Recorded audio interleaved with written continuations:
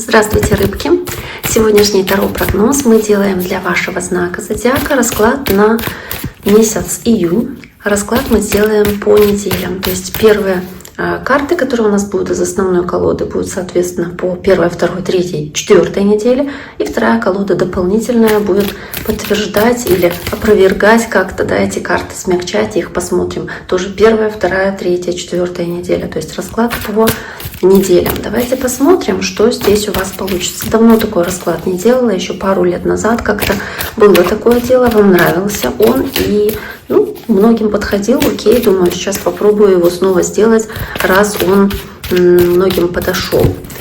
Итак, давайте посмотрим. Напоминаю, кстати, что вы можете подписаться на мой YouTube канал, можете оставить лайк или сообщение. Не забудьте, пожалуйста, это сделать.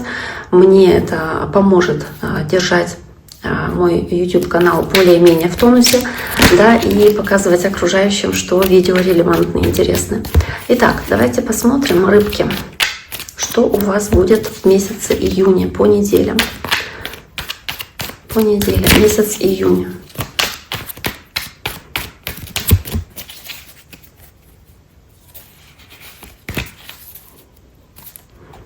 Так, первая неделя.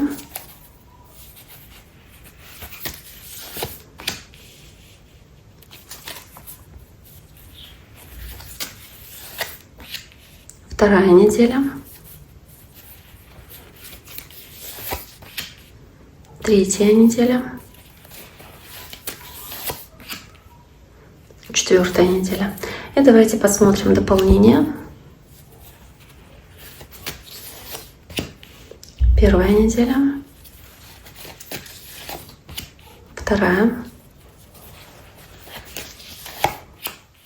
Третья. Четвертое. Что видим, рыбки?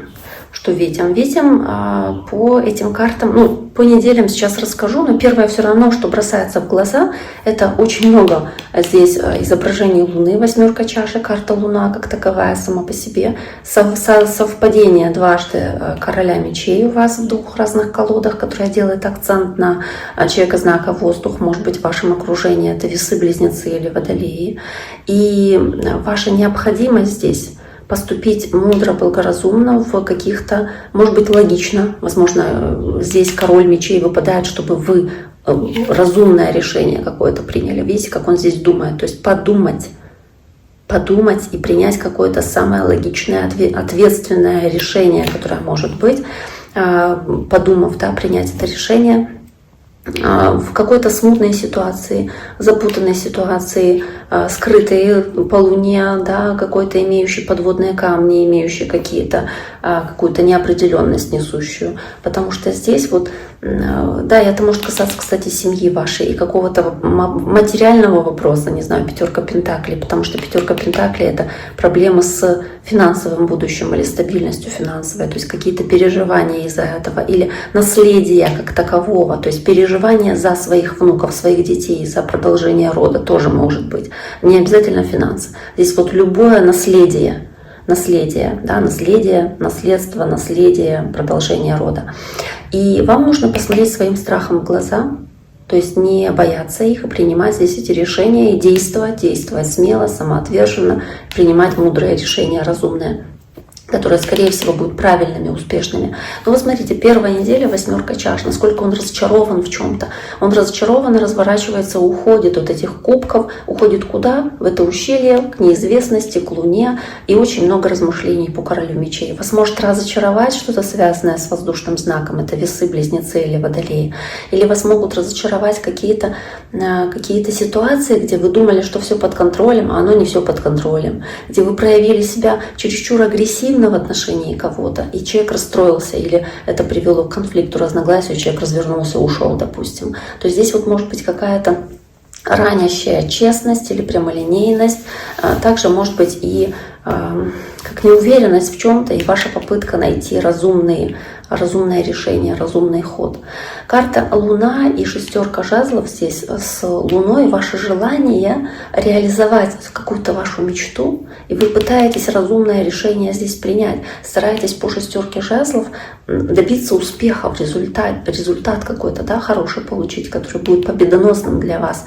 Но при этом очень много есть скрытого, чего вы не знаете, очень много есть неуверенности, опять-таки, удастся ли, получится ли это сделать, а также, возможно, вас кто-то обманывает, или вы боитесь, что кто-то обманет и не сможет вам помочь в достижении этой цели.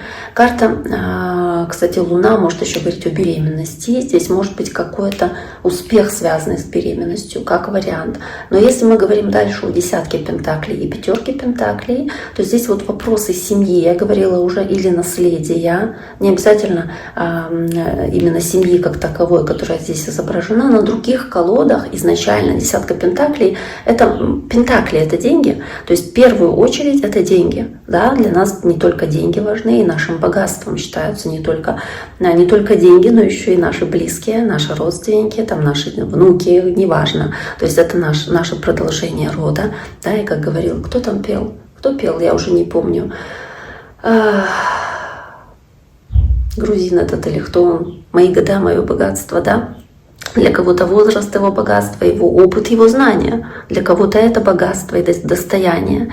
Но в любом случае, Кикабидзе, да, пел? Ну, неважно. Короче, смысл в чем? Что вы здесь, вот у вас есть что-то очень ценное, чем вы дорожите, и здесь есть ощущение потери этого, или переживаний за близких, или потери денег, или какие-то переживания за финансы в будущем, то есть какие-то тревоги с этим связаны, как неуверенность в будущем, непонимание, что же будет дальше. И это есть либо на третьей неделе, либо у вас как-то смещаются чуть-чуть недели, и общий отыгрывается план. И дальше король мечей снова-таки повторяется, он у вас уже был с картой сила. Сила. Посмотреть своим страхом в глаза, в лицо, не бояться их и действовать смело и решительно, то есть ответственным быть в том, что происходит с вашей жизнью, потому что вы отвечаете за свои поступки, свои действия, свои слова. Необходимость контролировать что-то здесь. Но она может быть, как знаете, она должна быть мягким контролем, потому что сила, она больше о женской силе, она больше о умении договариваться и умении оказать влияние на кого-то не жестким давлением, да, а где-то мягко сказать, что-то намекнуть, да, то есть мягким влиянием. Король мечей, он может обострить ситуацию какую-то, то есть по королю мечей вы можете чересчур агрессивно на что-то отреагировать, и это будет плохо, то есть лучше карту силы в данном случае не отыгрывать с физической силой или агрессивной с какой-то силой, а это, к сожалению, здесь может быть. То есть нужно быть в этом плане осторожнее. Здесь лучше договариваться, здесь лучше вести какие-то доверительные беседы, при этом наполненные логикой, здравым смыслом, здравыми доводами, которые вы доносите другим людям. Если мы говорим о работе, то здесь вот такая вот, знаете, собранность, ответственность, контроль ситуации в работе. И по карте сила, да, вам здесь действительно удается эту работу выполнять, потому что вот вы на таком эмоциональном подъеме здесь находитесь, и желание с какой-то задачей справиться важной. Итак, рыбки, на этом сегодняшний таро-прогноз на июнь месяц для вашего знака зодиака мы завершаем. Я всем желаю всего самого хорошего. Берегите себя. До скорого.